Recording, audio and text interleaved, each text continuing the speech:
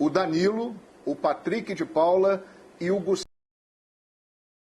Scarpa. É algo a se pensar. Obviamente que por ser o primeiro jogo da temporada com todo o grupo disponível ali presente, isso também tem um peso, né? O Palmeiras dividiu aí a sua equipe, uma parte estava treinando, jogando quando podia, e a outra estava descansando, e inverteu isso. Mas isso me chamou a atenção. O meio-campo do Palmeiras, em determinados momentos, nada acontecia, ninguém marcava, ninguém criava, e com o Patrick de Paula, com o Scarpa e com o Danilo, a coisa fluiu melhor.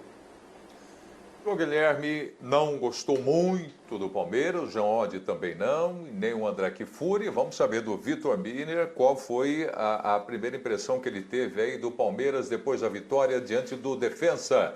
Tudo bem, Birner? Boa noite, amigo. Boa noite, Prieto. Como vai? Tudo bem para você? Tudo bem aos colegas do programa, aos fãs e às fãs do esporte? Eu discordo da avaliação do André, eu vou muito mais na linha do que disse o Jean. E eu entendo o porquê do Palmeiras não ter jogado bem. Tenho duas certezas.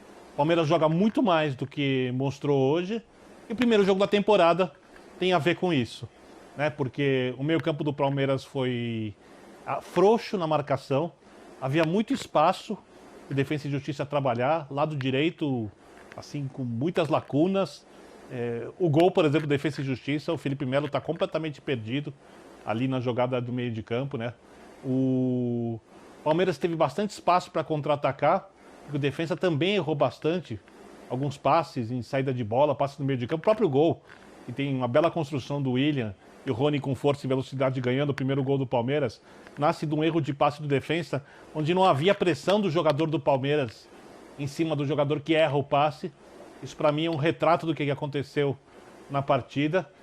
Eu acho que o Palmeiras teve a ideia de se fechar e contra-atacar, não conseguiu executar essa ideia bem, e eu sei que o Palmeiras consegue executá-la de maneira elogiável, como ele mostrou na última temporada, principalmente nesses jogos grandes, né? Jogos decisivos, os principais jogos da equipe. Então, para mim, o fato de ter sido a primeira partida da temporada, a condição física não ser a ideal, do ritmo não ser o ideal, do coletivo não estar ainda no patamar ideal, tudo isso tem a ver com essa atuação do Palmeiras.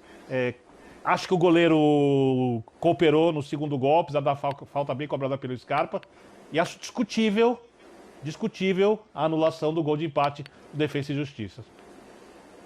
Apenas para esclarecer o que eu disse aqui na abertura da minha participação.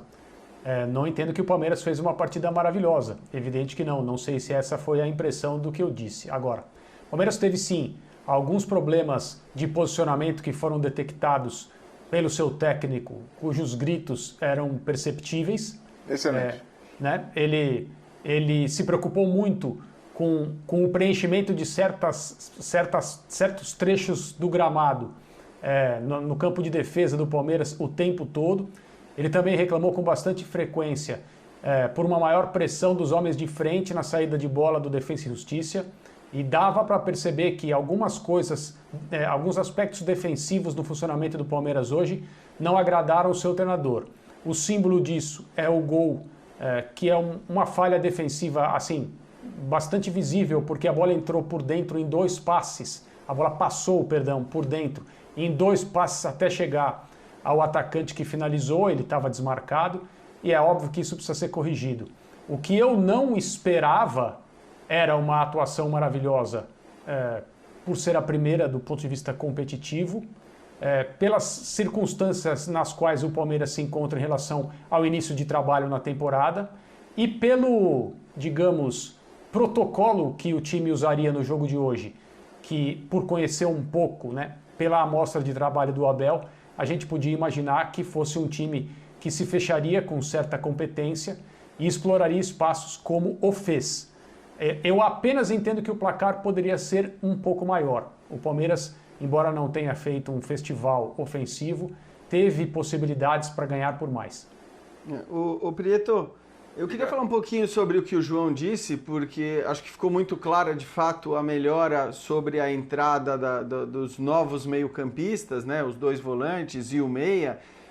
Mas acho difícil a gente cravar aquela pergunta que estava colocada aqui, se precisa jogar com Danilo e Patrick de Paula. Isso é muito difícil de responder, porque se a gente se basear no jogo de hoje, precisa entrar também com o Scarpa no lugar do Rafael Veiga. E é uma coisa que eu venho dizendo do Palmeiras há muito tempo.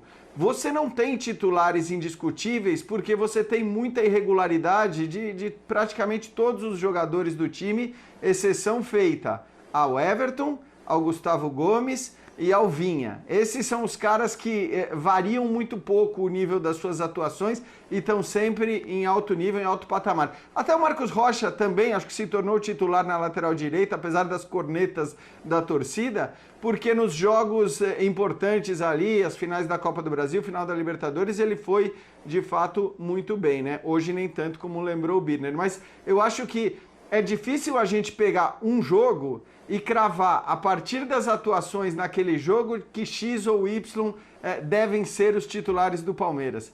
Para mim está muito claro que o Palmeiras não tem, e que o Abel não tem motivos para ter certeza de que o titular é o Felipe Melo e o Zé Rafael, ou o Danilo, ou o Gabriel Menino, ou o Patrick de Paula, porque todos esses jogadores, de alguma maneira, têm tido altos e baixos, né? O mesmo vale para os meias abertos ali, que hoje ele trocou por laterais num determinado momento do jogo. O mesmo vale para o Rafael Veiga, que fez sim a sua melhor temporada no Palmeiras no último ano, mas que não é um jogador absolutamente regular, né? Ele joga 1 ou 2 jogos bem, depois desaparece por 1 ou 2 e aí volta a fazer um gol. Então, não é tão fácil assim essa escolha dos titulares indiscutíveis do Palmeiras, porque acho que todos os jogadores, exceção feita aos nomes que eu citei, têm mostrado uma certa irregularidade. Eu incluiria o Menino nesses nomes aí. Mas o próprio Menino acabou virando reserva, né? E já não era titular nas finais da Copa do Brasil. Mas eu estou de acordo com você que dos garotos é o mais regular.